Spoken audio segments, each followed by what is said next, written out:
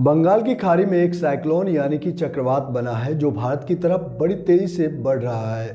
25 अक्टूबर को इसके पश्चिम बंगाल के तट से टकराने की आशंका है।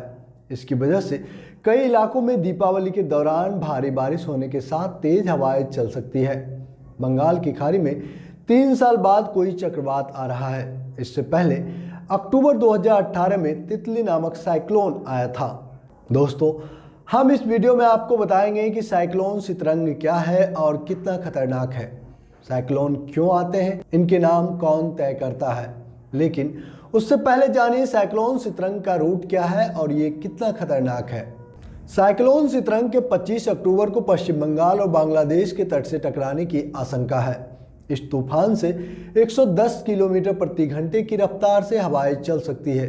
इससे पश्चिम बंगाल और ओडिशा में हल्की से मध्यम बारिश भी हो सकती है। सबसे ज्यादा असर सुंदरबन और पूर्वी मिदनापुर के तटीय इलाके पर पड़ सकता है। वहीं मौसम विभाग के अनुमान के मुताबिक सितरंग के 2 साल पहले पश्चिम बंगाल में तबाही मचाने वाले साइक्लोन अम्फान जितना खतरनाक होने की उम्मीद नहीं है। चक्रवात क्या होते हैं और ये बनते कैसे हैं? साइक्लोन शब्द ग्रीक भाषा के साइक्लोस से लिया गया है, जिसका अर्थ है सांप की कुंडलियां। इसे ऐसा इसलिए कहा जाता है क्योंकि बंगाल की खाड़ी और अरब सागर में ट्रॉपिकल साइक्लोन समुद्रों में कुंडली मारे सांपों की तरह दिखाई देते हैं। चक्रवात एक गोलाकार तूफान स्ट्रॉम होते हैं जो गर्म समुद्र के ऊपर बनते हैं। जब ये चक्रवात जमीन पर पहुंचते हैं तो अपने साथ भारी बारिश और तेज हवाएं लेकर आते हैं। ये हवाएं उनके रास्ते में आने वाले पेड़ों, गाड़ियों और कई बार तो घरों को भी तबाह कर देते हैं। दोस्तों, अब हम साइक्लोन बनने के प्रोसेस को समझते हैं। दरअसल साइक्लोन चक्रवात समुद्र के गर्म पानी के ऊपर बनते हैं। समुद्र का तापमान बढ़ने पर उसके ऊपर मौजूद हवा गर्म और नम होने की वजह से ऊपर उठती है। इससे उस हवा का एरिया खाली हो जाता है और नीचे की तरफ हवा का प्रेशर यानी वायु दाब कम हो जाती है। इस खाली जगह को भरने के लिए आसपास की ठंडी हवाएं वहां पहुंचने लगती है।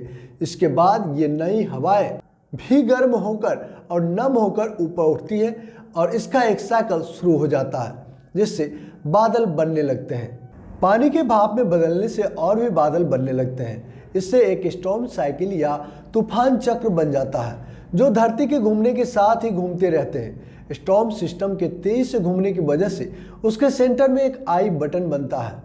तूफान के आई को उसका सबसे शांत इलाका माना जाता है जहां एयर प्रेशर सबसे कम होता है। ये स्टॉर्म सिस्टम हवा की स्पीड 62 किलोमीटर प्रति घंटे होने तक ट्रॉपिकल स्टॉर्म कहलाते हैं। वहीं हवा की रफ्तार जब 120 किलोमीटर प्रति घंटे की रफ्तार से आगे बढ़ जाती है तो ये स्टॉर्म साइक्लोन बन जाते हैं।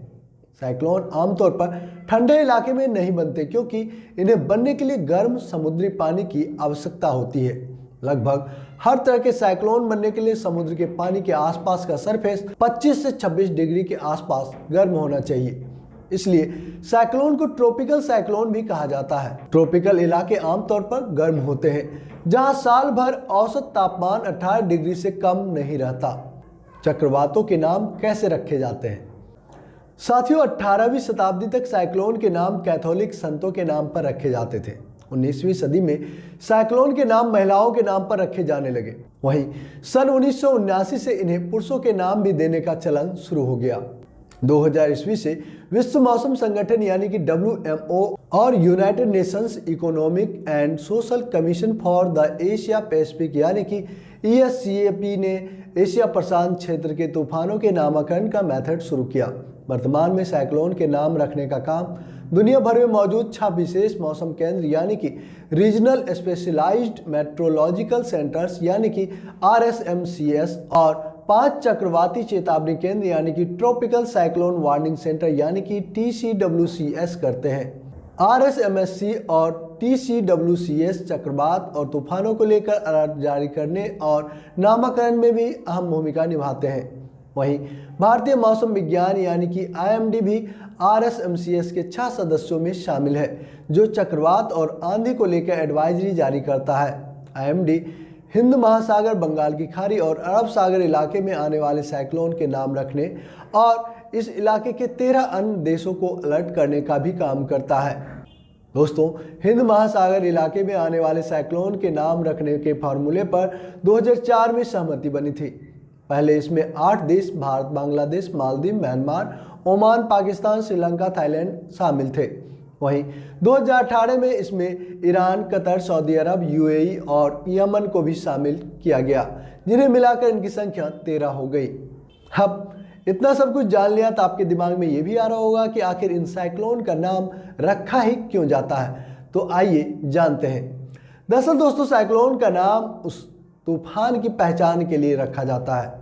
ऐसा इसलिए किया जाता है ताकि उसकी पहचान करना आसान हो। हर साल साइक्लोन के नाम अल्फाबेटिकली क्रम में यानी कि ए से जेड तक तय होते हैं। एक नाम का दोबारा इस्तेमाल कम से कम 6 साल बाद ही हो सकता है। साइक्लोन का नाम कौन सा देश रखेगा, इसका फैसला उस देश के नाम से अल्फाबेटिकली तय होता है। आने वाले साइक्लोन का नाम सितरंग थाईलैंड ने दिया है। वहीं हिंद महासागर इलाके में आने वाले साइक्लोन के हुदहुद, तितली, फेथाई, फानी, वायु और अम्फान जैसे नाम दिए जा चुके हैं। लेकिन दोस्तों, यहाँ पर एक बात आपको जाननी बेहद जरूरी है कि हर साइक्लोन का नाम नहीं रखा जाता। केवल 65 किलोमीटर प्रति घंटे की रफ्तार से ज़्यादा वाले साइक्लोन का नाम ही रखना जरूरी होता है। तो दोस्तों, हमारी जानकारी कैसे लगी? अगर अच्छी लगी तो वीडियो को लाइक कीजिएगा, शेयर जरूर कीजिएगा, और जो दोस्त पहली बार हमारे चैनल पर आए, आपसे निवेदन है हमारे चैनल को सब्सक्राइब कर ले और घंटी के बटन को जोर दबा दे ताकि हमारा हर एक वीडियो सबसे पहले आपको मिले। जय हिंद, जय भारत, जय संविधान।